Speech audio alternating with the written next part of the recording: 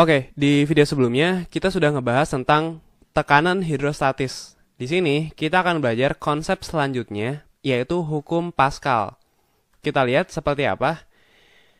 Hukum Pascal kurang lebih isinya seperti ini. Jadi, tekanan yang diberikan kepada zat cair di dalam suatu ruang tertutup itu akan diteruskan sama besar ke segala arah. Oke, contoh sederhana dari hukum Pascal misalnya seperti ini. Misalnya kita punya balon. Kita punya balon, terus si balon ini kita isi dengan cairan.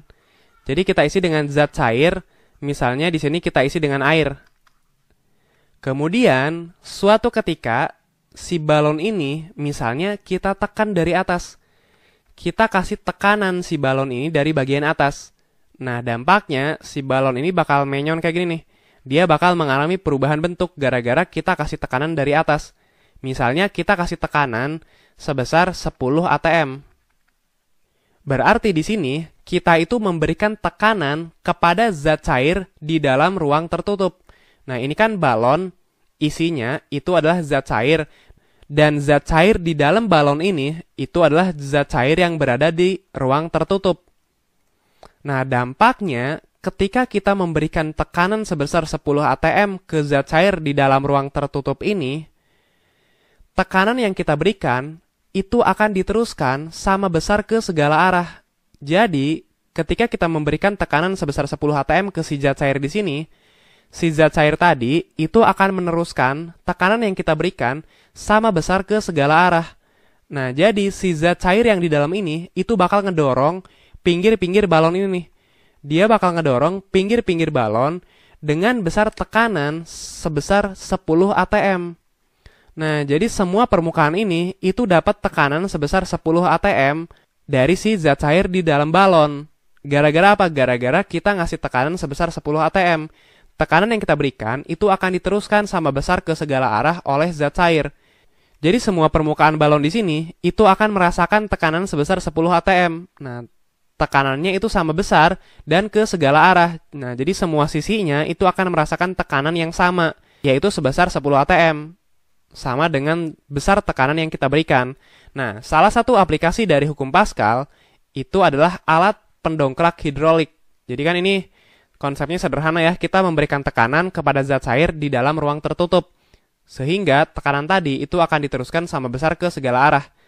Nah, ini aplikasi dari hukum tadi itu disebut sebagai alat pendongkrak hidrolik.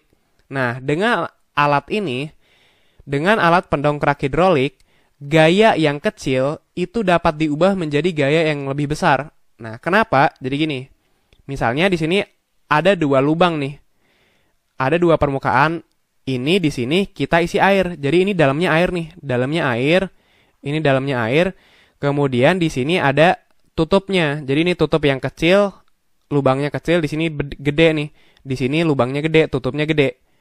Misalnya di sini luas permukaannya yang ini itu A-nya katakanlah, yang ngarang katakanlah 5 meter kuadrat. Sementara yang ini, A-nya itu misalnya 15 meter kuadrat. Nah, kemudian ke alat ini kita berikan gaya. Kita berikan gaya ke alat ini, misalnya gayanya itu sebesar 10 Newton. Oke, kita memberikan gaya ke suatu permukaan. Artinya, kita bisa menghitung besar tekanan yang kita berikan, yaitu F dibagi A, yaitu sama dengan 10 dibagi 5, yaitu 2 Newton per meter kuadrat atau 2 Pascal. Nah, kita memberikan tekanan sebesar 2 Pascal ke ujung yang kecil ini. Nah, artinya, si zat cair yang ada di dalam ini, itu diberikan tekanan sebesar 2 Pascal. Nah, ini mirip kasus yang di sini. Zat cair di dalam ini, itu diberikan tekanan dari luar sebesar 10 atm. Dampaknya di sini tadi, zat cair itu akan memberikan tekanan ke segala arah sama besar, yaitu 10 atm. Nah, di sini juga sama. Gara-gara cairan ini kan kita dorong 10 Newton, dia akan gerak nih. Si tutupnya tuh bakal gerak ke bawah. Nah, dampaknya si cairan ini itu akan merasakan tekanan sebesar 2 Pascal.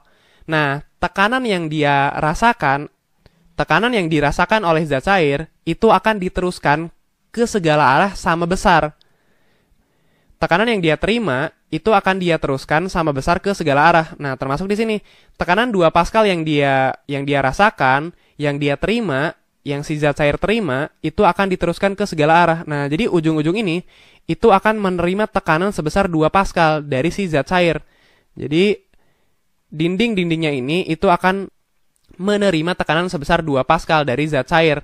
Nah, termasuk si tutup yang gede ini, dia bakal merasakan atau dia bakal menerima tekanan dari zat cair sebesar 2 Pascal juga.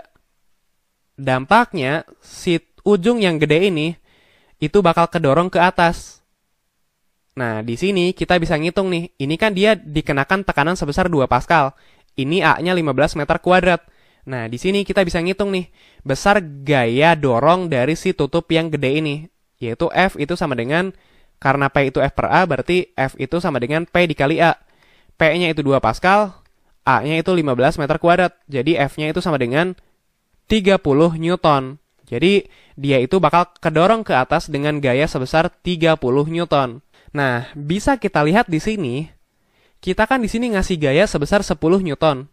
Kita ngasih tekanan 2 Pascal. Nah, tekanan 2 Pascal ini itu akan diteruskan ke segala arah sama besar ke dinding-dinding ini termasuk ke tutup ini.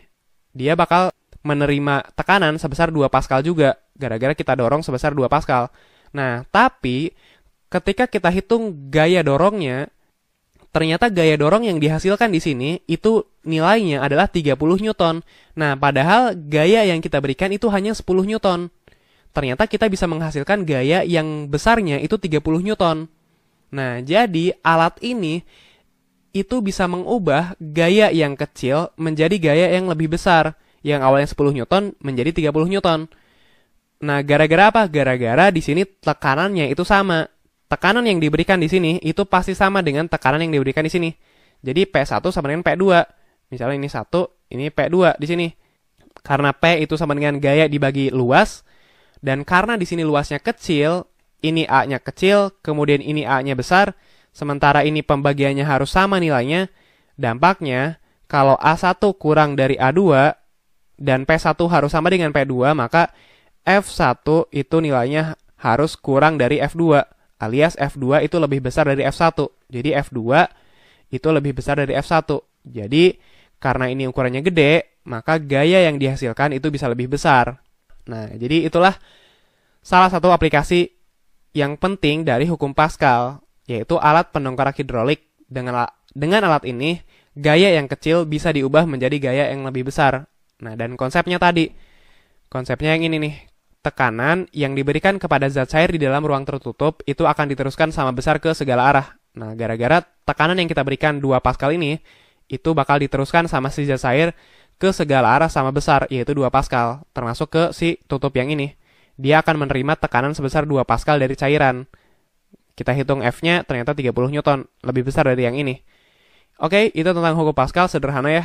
Jauh lebih mudah daripada tekanan hidrostatis. Ini definisinya, kemudian ini aplikasinya.